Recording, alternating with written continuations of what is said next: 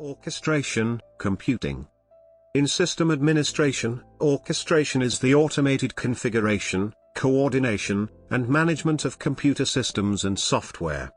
A number of tools exist for automation of server configuration and management, including Ansible, Puppet, Salt, Terraform, and AWS Cloud Formation. Usage. Orchestration is often discussed in the context of service-oriented architecture, virtualization, provisioning, converged infrastructure, and dynamic data center topics. Orchestration in this sense is about aligning the business request with the applications, data, and infrastructure. In the context of cloud computing, the main difference between workflow automation and orchestration is that workflows are processed and completed as processes within a single domain for automation purposes, whereas orchestration includes a workflow and provides a directed action towards larger goals and objectives.